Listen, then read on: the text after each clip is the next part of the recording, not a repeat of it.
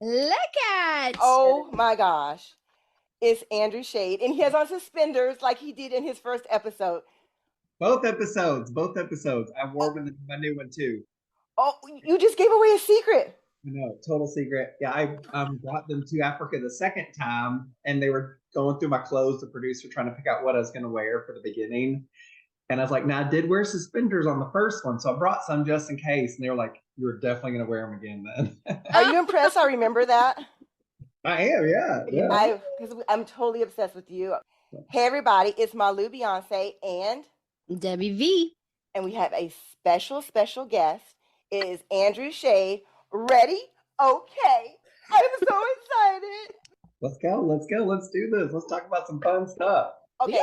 Well, I have to get this out of the way first. That was my little cheer to my old cheerleading days. And I have to ask you a question. Don't get offended. Yep. Are you really a cheerleader? I was. The funny thing is, I'm an older guy now. I was a cheerleader and coach for 14 years. But not recently. Like I'm grown. I've aged. But of course, is one of the things that they asked me a little bit about out there, because I think that's kind of part of my personality. Like in spirit, I'm just always kind of a cheerleader, like always a little peppy. So they asked me a lot about it while we were out in Africa, my first challenge. And why no pictures? What's that? Why no pictures? No pictures. We didn't see any pictures. That's a good question. I don't. Maybe I just didn't submit any, but there's a million out there. I have videos of me at cheerleading nationals, and my teams have been on ESPN a couple times. I was like the super competitive cheerleader, for a long time, and then coached All-Stars, and I even coached college years afwards. But now I feel a little guilty for making fun of you in our podcast about being a cheerleader, because you seemed really proud of it, and I did make fun of your cartwheel. Okay, so listen to this. Okay, so the story behind that. They asked me to do a cheer or a cartwheel, and I was like, or a tumble. And I was like, I'm not going to do a cheer. I just felt I felt too old. But I was like, I used to tumble. I used to be an incredible tumbler back in my day, but I haven't tumbled in 15 years. So I was like, I guess I'll do a cartwheel. I haven't done one of those in 15 years either, but I did it. And if you really, really pay attention in that first challenge, when it's kind of my introduction section, I do a cartwheel and then quickly grab the back of my hamstring because and it hurt. Are you serious? If you watch, it was like a 0.2 of a second where I like grabbed my leg and I limped for like 2 days. And I was mortified because I used to be the real deal. I've been on ESPN. And then I was like, that was my like sign. I was like, this is it. These are my end days. I'm old. I'm dead. I can't even cartwheel anymore. Like, you're not old. You're a bad A. You know it. So, Debbie, what you got for them? That is true, though. I did cartwheels all the time. And I think 20 years later, I tried to do a cartweel. Oh, man. It was not easy. Yeah. I'm like, my ego was just like, because I'll still get, my sister and I will go to like the swimming pool or something, and I'll do some crazy tricks off the diving board. I'm pretty good still on a trampoline, but man, on the ground, that's a different ballgame now that I've aged. Yes. Okay, so I'll start with a question. Yeah. My first question I wanted to ask, and I was telling Malu today because I was a little hungry earlier, and I was thinking, how 21 days, first of all, and I don't know how many days you went without eating. 13? Oh, well, 13 whole days. 13 is my full challenge. But so do you think it's harder to be starving or naked? That's what I want to know. Like what's the real? Probably naked. Not because I'm like, oh, I'm so ashamed or embarrassed. I don't care about that. You get out there, and even if you've never been naked in public, after an hour, it's the last thing on your mind. I get so frustrated when I talk with people about Naked and Afraid. People are like, oh, this is my friend Andrew. I'll be in a bar. This is my friend Andrew. He's on Naked and Afraid. It happens all the time. Yeah. The first thing everyone always says is, you were naked? Well, it's like to be naked. Everything's just naked. And I'm like, right. I killed and ate a snake. I smeared its blood on my face. I was taunted by a baboon at night. On this most recent challenge, I walk up to a family of giraffe. Like, I've done all these amazing things, and all people want to talk about is, are you naked? Yeah. And I always think about that, like no food. Like, Yeah. oh my gosh, they have not ate. Yeah. Just And look, Deborah, I'm an eater. So like, for me to go without food is hard, but I think it's the naked part. Again, not because it's nudity. I don't care. Who cares? We all got a body. We all got a butt. Who cares? But right. it's the sunburn, the windburn, the chills at night, the bugs having full access to your skin. So that's why I think it's the naked part. It's just everything that your skin's not accustomed to. Exactly. Right. And talking about being naked and eating, I want to know what the hell Elizabeth was eating when you were getting your butt examined the first time. Because she's right next to your butt, chewing on something that looked like a chicken wing. And me and Debbie have a debate on if that was a chicken wing or not. But what was she eating? We definitely didn't have chicken out there, so it wasn't chicken wing. I'm trying to think what that could have been. It was either snake bones. We had wild spinach that we could pick and eat every day, which didn't taste too bad actually. And we had something called Malolo fruit or Marulo fruit, which is like these kind of like little. They look like little baby mandarin oranges, maybe. But the center is like this hard pit, like this hard shell. So we actually ate the rind. Could you imagine like eating an orange at home and eating the rind? Like we did that out there just as extra substance in your stomach. But all you could really do was kind of suck on that seed. It had a little bit of pulp on the outside. So like you could just kind of get those vitamins and that sugar just by kind of sucking in a little bit of that juice, and you spit this pit out. And you could crack that open. There's another teeny little nut inside, but honestly, she's probably flossing with a stick or a little piece of she was like there's something in his butt, all right. I'll tell you, I was like, was that a bone? And see, I thought, I just spit really big. I thought that it had to be something that you killed with a deadfall or something that they just didn't show, because I know you have way more skills, and I was like, he definitely did more and they just didn't show it. Am I right? Yeah, for sure. I mean, there's definitely a lot of things, and it makes sense. You have to bring all these days in our circumstance, 13 days, and down to like 43 minutes is the average hour-long TV shows. 43 minutes of footage, so a lot of it's cut out, and that makes sense, of course. But I think all the big stuff they really did put in there. Our snake and the clams, which were awful for me. I don't eat seafood at home. Like if I were to eat a clam here, cooked and prepared in butter and salt and pepper, I would still dry heave just like I did out there. Right. But why did you chew it? Why didn't you just swallow the clam? You are so right. It just took me a minute to get there and to figure that out. I thought, because some people will get out there and I'm a vegetarian or that looks gross, I won't eat that. I won't do that out there. That's a survival situation. If you have the opportunity to eat something, you're a moron not to eat it. But so I was going to eat it no matter what, even though the thought grossed me out. But at first I thought I'll just chew it fast and go. Couldn't do that. So then I did. Well, you're right. I chopped it in these itty bitty tiny pieces and just swallowed them down. Yes, that's what I was thinking. It's like, I called you out. A minute. It's a gift now. So if anything ever grosses you out, I want you all out there to use the gift of me going. Yes. I sent it to my friends without me. Oh, okay. I'll go. Yes. I have, only because I really want to know what happened. I have a question. Can we get an update on like the tick situation and how that ended? Is your butt healed? Yeah. So kind of the longer story of that is I started feeling that pain right below my coccyx. That's your tailbone. So your butt cheeks go into the top of your butt crack, right? And that's where your tailbone sits.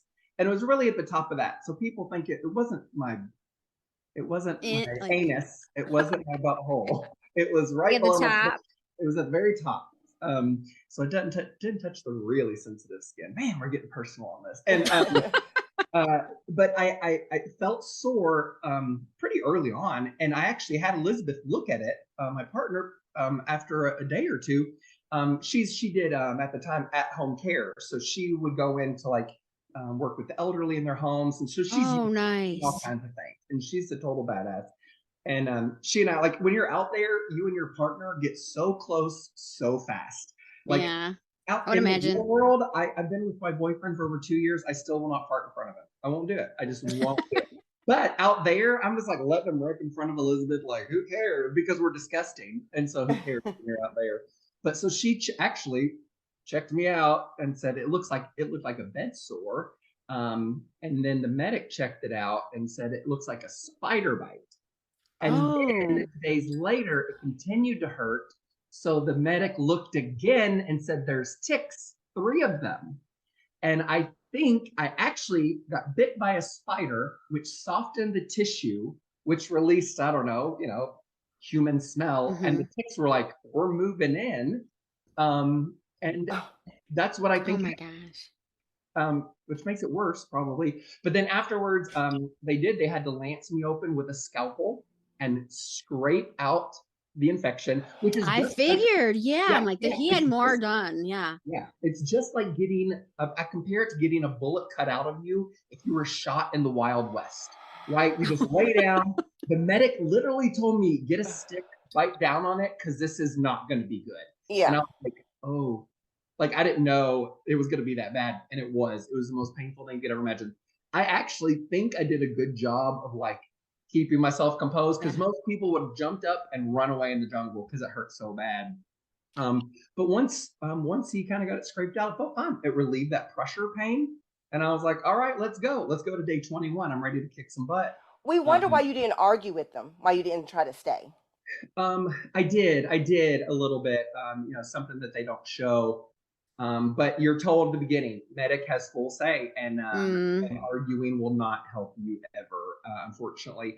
And I get that too. That makes sense. Like Discovery Channel does not want to lose someone out there, and it could happen.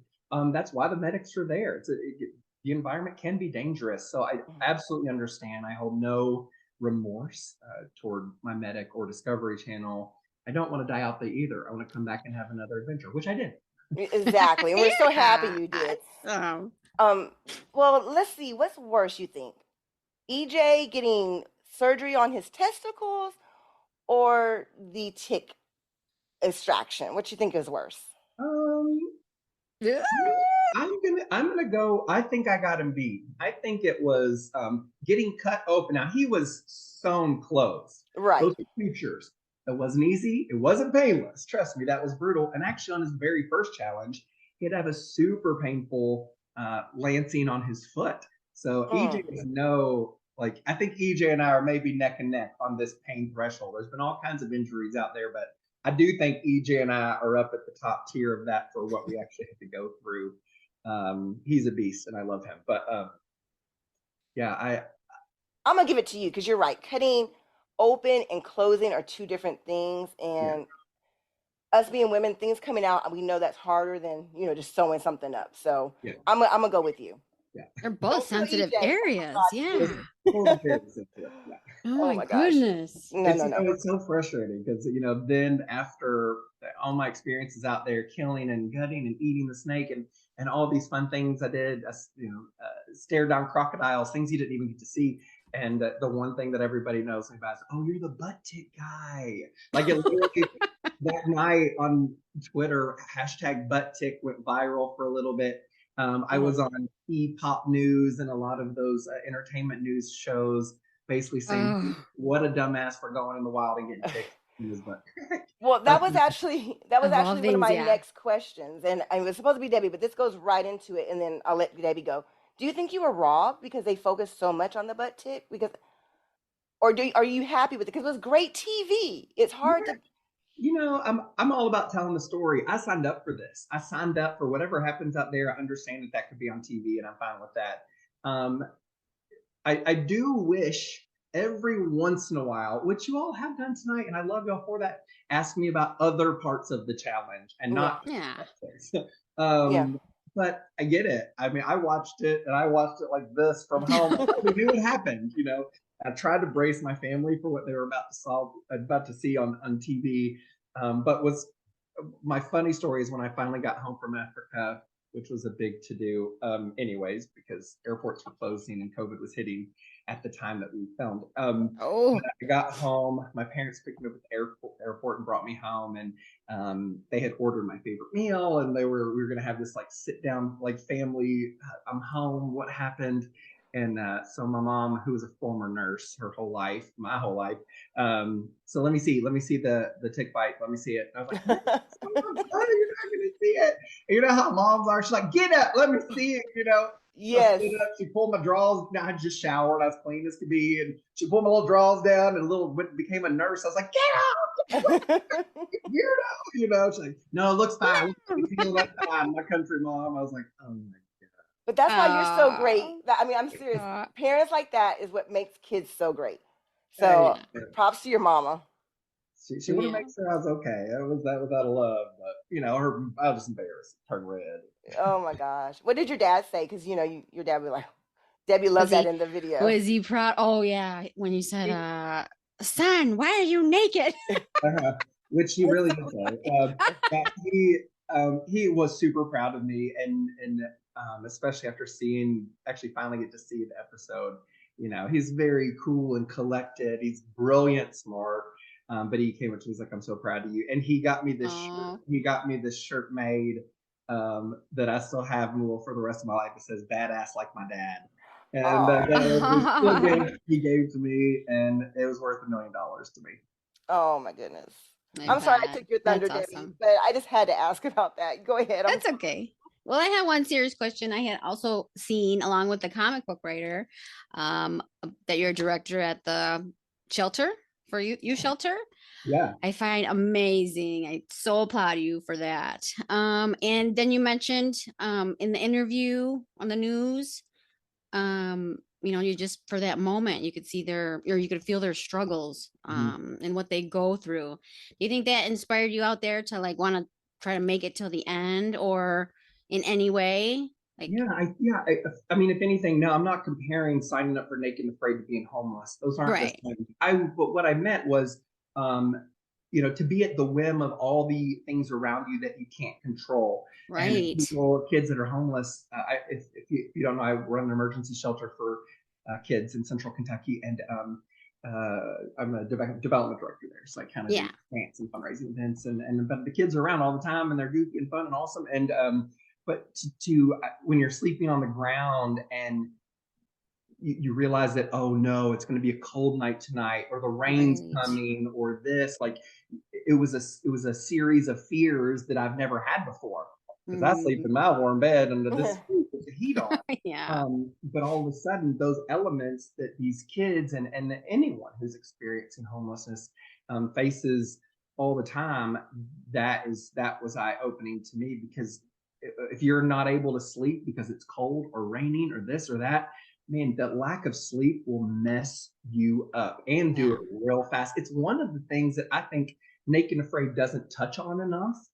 They always talk about dehydration, not eating, bugs. The one thing they don't talk about enough is people's inability to sleep out there on the ground. You're constantly worried about what's out there that might want to eat. Oh yeah. And especially in Africa, the predators are everywhere. You would hear hyenas literally walking around us at night, or baboons, or on my most recent challenge, lions and hippos, literally right outside our shelter. And so how the hell are you going to go to sleep when something that wants to eat you is 8 feet away without you're like this all night. Cage? Like, it's terrifying. You can't go back to sleep once you feel like you're being hunted. And of course, the weather, you're sitting there shivering, freezing cold, you can't sleep.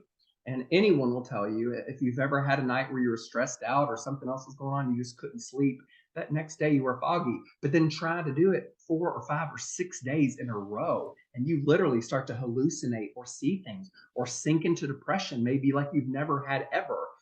Lack of sleep will mess you up. I agree. Wasn't Chris James your partner for this next one? Yeah, on my newest challenge, Christopher James came back he was in the desert in Mexico on his first Baja. And he suffered from sleep deprivation, and I really think that's what led him to tap. And I said he had mental challenges out there from lack of sleep. So, I mean, they don't talk about it enough. Yeah, not at all. People always want to know like what it's like to be on Naked and Afraid, and I'm like, you know what? You can do an easy version. Just go sit outside in your backyard, and in the cold, and just stay awake all night, and then see how you feel the next day. And that's a pretty tame version. Your backyard's probably, I'm assuming, pretty safe. It may be cold, but just go back there and just try to stay awake all night long, and then see how you feel at 9 a.m. and that's about 8% of what Naked and Afraid is Oh, like. wow. Okay, can I share That's a story crazy. with you, Andrew? Yeah. Okay, so I'm in Texas, and there was like this huge cold freeze, a couple months back before Christmas.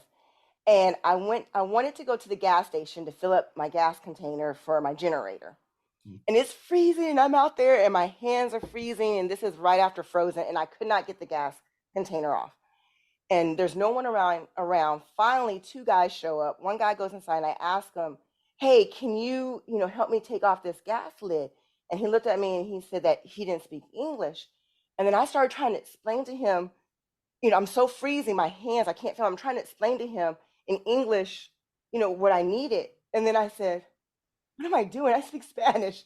And I started talking to him in Spanish, but when you're cold and your faculties Yeah. are not all there, you really get dumb. I was like, Yeah. I speak Spanish.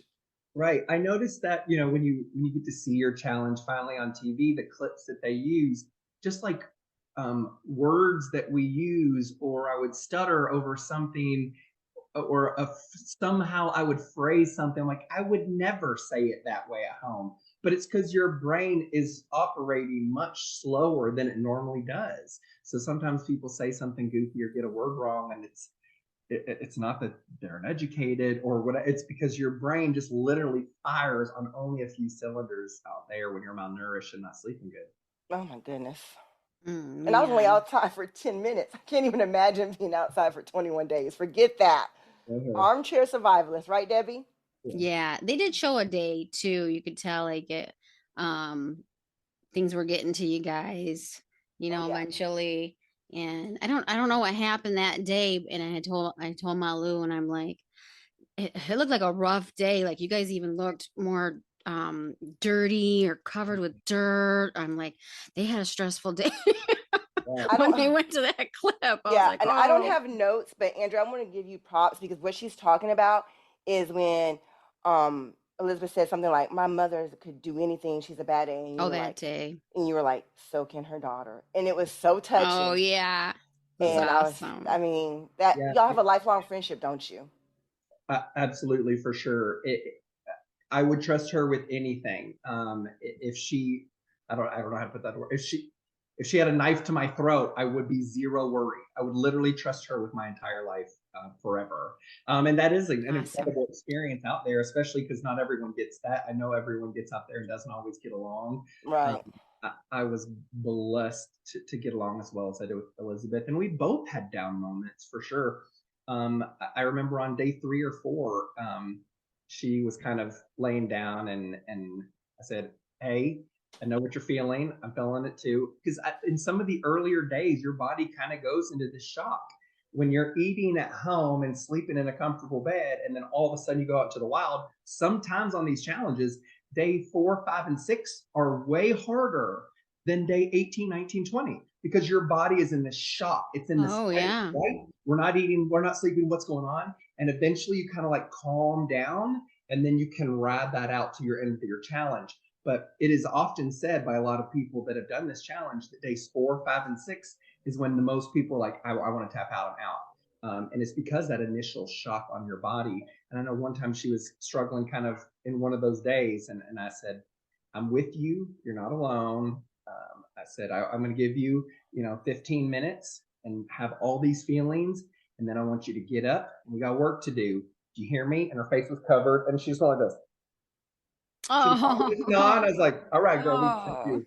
But she also lifted me up just as much as I did her, and that's why I think we did so well. One of the frustrating things about being med tapped, at least in our case, with my infection, and her scorpion sting, is of course you get to talk to the crew once you leave, and they all said, "We knew you all were going to make it to 21. We knew it." Everyone like Mhm. Yeah. vaccines, placed their bets because we had fruit stored. We had found cactus that we could eat every day.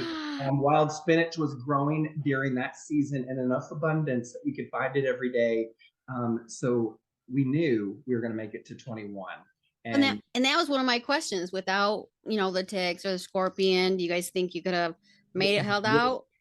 Oh. absolutely, without question. We had like planned out our schedule for the next week, to the end, and so that's why it extra hurt when we were med tapped, because Yeah, damn tough it, we had it. call. It was there. It wasn't like we probably would have quit a couple days anyway. It was like we had this clear path, and we saw it, and so that hurt. But And I loved her too. And I had told Malu, I've seen, tons of episodes, and I said, and I thought they had great chemistry. They laughed, had a sense of humor. Taking a bath. I yeah, was like, I love this episode. yeah, Yeah, she I think told she me. was great. Yeah, She was and great too. our first night out there, one of my favorite parts of doing these challenges is sitting by the fire at night and just talking and getting to know these complete strangers. You talk Yeah. about everything, mostly because you can't sleep. So, and in Africa, we have to stay in our boma at night. So you can't just like, I'm just going to go sit by the river. I'm just going to go walk over there. At night, you're in a cage together for almost 12 hours because you can't leave, or the animals will literally kill you. So Yeah. you're forced to sit Right? next to my partner Elizabeth the first time, or Christopher James my second time, and all you have time to do is talk and get to know each other. And so we'd ask questions, some of the most intimate things of our lives you get to know. And these are two people that I would literally die for, and I think vice versa to this day. So that's really cool. That's amazing. Yeah, she That's told me amazing. on our first night, I asked her like, "Are you dating anybody back home?" And she's like, "No." Or she said, "Yeah, I'm kind of talking to somebody." And she said, "Do you see anybody?" It's like, "No, not really." I said, "I am gay though." And she goes, "I knew." And I was like, "Oh, you did?" I was like, "When did you know?" And she goes, "I knew the second you opened your mouth." And I was like, "Okay." That's the theme of our whole podcast. Oh I my god. list like four things. Like we knew Andrew Shayde was gay when this, I saw it. the second reason, the third. I mean, that's like the whole theme because you're adorable. We knew, Yeah. Yeah, and I'm very proud of it. Like I she was don't so want to sweet. say that I like you more than Jake, but the suspenders. What? I Yeah. mean, you're winning me over. No one can be Jake Nodar. He is a god and naked and afraid. I've You're winning me him a couple over. times, and he's like, it's like talking to Tom Cruise to me. Like he's like such a celebrity in my eyes, but he's hysterical. He's funnier, I think, even in real life than on the show. That's just who he is. Um, but yeah, it was such a cool experience. Elizabeth told me out there. She said, yeah, she said when she was like in high school, she said I was always the girl that just like went out and collected, like all my friends were the alternative kids and the theater kids and the gay kids, and like I was just always felt like I was the mama bear of all the like outcast kids, and I was like, that's why I get Oh. along so good. Was she okay? Was she okay with her scorpion bite? Absolutely, 100%. Yeah, there was Mm. thankfully no after effects with her, and same for me. They put Okay. me in antibiotics right away, and I had no after effects or issues at all. I did go back to my doctor once I got back to Kentucky, and told my doctor, I was like, I need a checkup on a tick bite. He's like, okay. I was like, on my butt crack, and he's like, hey, what? I was naked in Africa for 2 weeks. Blah, blah. He's like, you were what? So I went in, and he's the funniest guy. He was like, you did what? You did Naked and Afraid? You signed up for that? You were like, you're an idiot. And I was like, oh no. So when Well, you go to bars, do people recognize you now, or do you like Sometimes, it? yeah. Yeah, sometimes. I live in kind of a smaller town, I suppose, so people around here generally know. Most people don't bring it up because they don't want to bug me, I guess. But yeah, mm. definitely some people like, oh, were you on Naked and Afraid? And it's like, yeah. And they'll always say, oh, what about those ticks? I hear tick jokes about everything. Oh, I bet. Imagine, oh, I bet you were ticked off. Oh. Oh, you got out of here just in the tick of time. Like, Oh. I'm like, and actually, my friend owns a bar here that we like to frequent. And when I go in there, she'll play on the jukebox that country song, I want to check you for ticks. You ever heard that song? Oh my Yes, oh my gosh. But I love it. It's part of the story. I find it super funny. I love that other people find it funny. Who cares? Live it up. We find the fact that you had to tell you were gay more funny. We felt bad for you about the ticks. So, I mean, Yeah. because I know you're capable. Like, I'm going to make a prediction that I'm really good at football predictions because I have a minor in psychology and I'm an expert armchair survivalist. And I'm just an expert at everything that I can't do myself. And I'm going to make a prediction that you are going to kill it on the next season. Because y'all are kind of the Mhm. underdogs. Y'all are both together.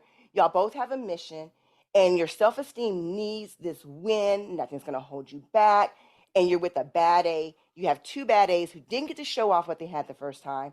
I'm Yeah. pumping you up, Andrew. Get pumped up because I Okay. know you're going to do it. I We're know it. I excited. know We're it. so I excited. I love it. Yeah, when we first went out there, and I hope I don't get in trouble for even saying this. Chris and I had these conversations about, on night 1 and night 2. I was in South Africa both times, so I kind of had this. I call it home court advantage that I got to be in near the same location both times. But we had these conversations, like what it felt like to not finish the first time, and how do we overcome that, and how do we avoid the same issues that we had prior, and not make the same mistakes. I didn't almost set my shelter on fire the second time because Oh, I yeah, we did make fun learned. of you on that one. Yeah, I make fun of myself. But yeah, I will say, like, anyone that loves survivalism or just being in outdoors, hiking, backpacking, camping, there is no greater teacher. Whether you watch 1,000 YouTube videos or read every survival book, there's no greater teacher than being freaking out there and actually doing it. Yeah. Now I can say I've been out there twice, and the things that I have learned firsthand when it counts the most have been unbelievable, and way more things than I learned in years in Boy Scouts. Yeah. And so you feel like you're a little more prepared this time or not? Like a different I'm area? more prepared as far as just like general knowledge for sure, and experience. I was more scared the second time because the second time I knew it was going to be hard the first time. I knew it was going to be hard. But until you go through it, you don't know how hard. So going to the second time, I was like, oh shit, Like, here we go again. Yeah. And so I knew what hunger truly felt like, and I knew what sleep deprivation felt like, and the elements. And my second challenge, it got way colder. There was no vegetation, nothing that we could forage to eat. So my second challenge is exceptionally more difficult than the first one. Okay, don't tell me the answer to this No because I more. don't want to know. But let me tell you. But this is when you said that, all I could think was, did y'all cuddle? Because his cuddle game was completely off, and now I just cannot handle it. Like, oh Now my gosh, I cannot wait to see it. Yes, this is an important piece of cuddling, and this is the ongoing. People always say, "Why didn't you cuddle?" Cuddling only works if you don't have fire. Okay, now here's why. Now say this is okay. My hand's the fire, right? Mm-hmm. Now someone's gonna lay here. They're gonna have the fire next to them. Okay, that's a good spot. Then who's gonna lay here? Then they get no fire heat at all because this person is blocking them. Okay, so this person is screwed cuddling when you have a fire. So if you have a fire, you just want to lay here and your partner here because the fire is 100 times more warm than body heat. So cuddling does work in a survival situation if you're unable to make fire. If you're able to make fire, you should both be as close to those flames as possible. Bam. Wow, learned something today. So Brandon lied to me back in high school. But I'm just kidding. I'm just kidding. Brandon, you dog. But also, Chris, who is my brother forever, he has RLS. He has restless leg syndrome. Yeah. Mm-hmm. So he really doesn't even cuddle at home because he can't. Because he'll he said that leg shake, and which you would keep your partner from being able to sleep as well. So that was also a piece of that I don't think they ever mentioned on his challenge. He may not have mentioned that at all. No, he did mention it. Oh, he did. And Okay. I called him out on it because when your wife gives you permission to cuddle strange, you take it. And so his wife personally reached out to me and said, thank you for getting on to him. Yeah.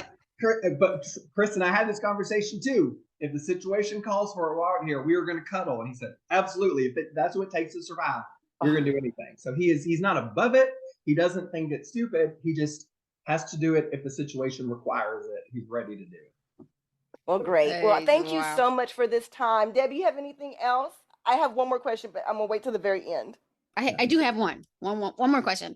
And I don't know if it's something you talk about or when do they come and ask you if you want to do another show? Yes. Or is it something like you're on board with if they ever want to come ask you, or how did that go? Yeah, you generally get an email that says, "Do you want to go again?" Oh.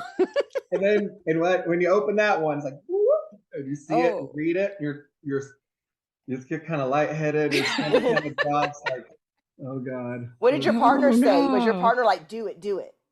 Yeah, for sure. Yeah, my boyfriend's super supportive. It was Nice. tricky for us because on my second challenge, we've just bought a house. We haven't been here that long, and Congrats.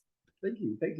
I'm in it right now. And the day that we got the keys to the house is the day I flew to Africa.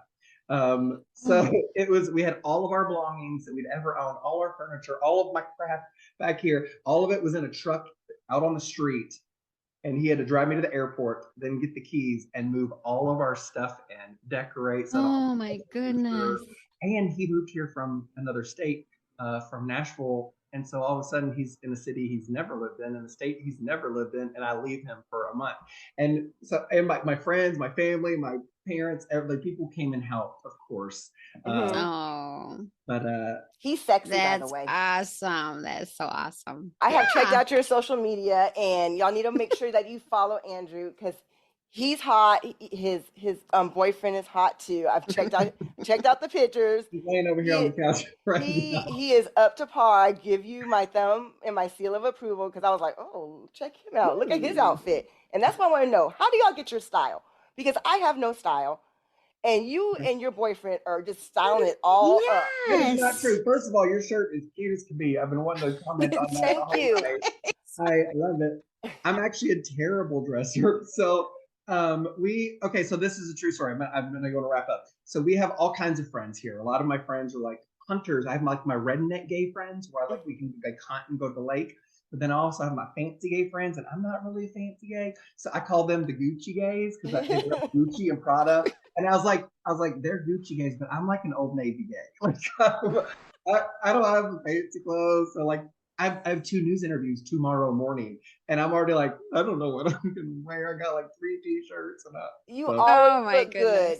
You always look good. I like the suspenders. We love you for being on the show. We thank you so much. I cannot wait to see it.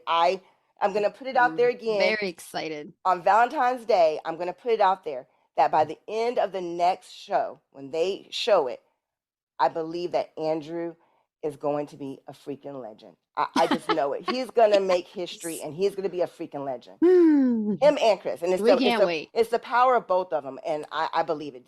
I believe it. He made it. I believe it. I did bring a bow and arrow set on the second challenge, and that was really fun to play with. Oh, nice. Yeah. Good. I know it. All right. Well, thank you so much, Debbie. Anything else before we go?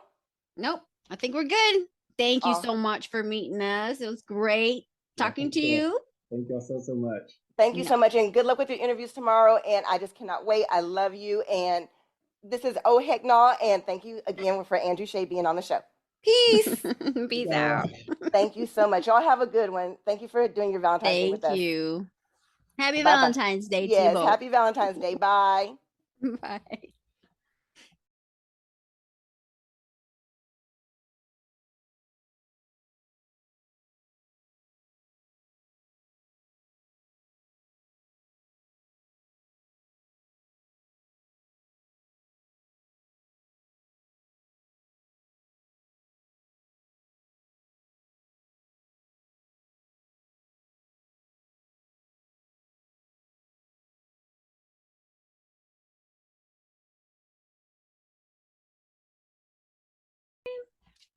You ready, Debbie? I'm ready. And thank you so much for doing this on Valentine's Day and on your anniversary. Yes, happy anniversary. Yeah, thank you. We did dinner date night earlier, so now we're home. Okay, so perfect. I have a couple bourbons in me, so I'm going to be extra sassy today. Oh, perfect. That's what I like to hear. All right.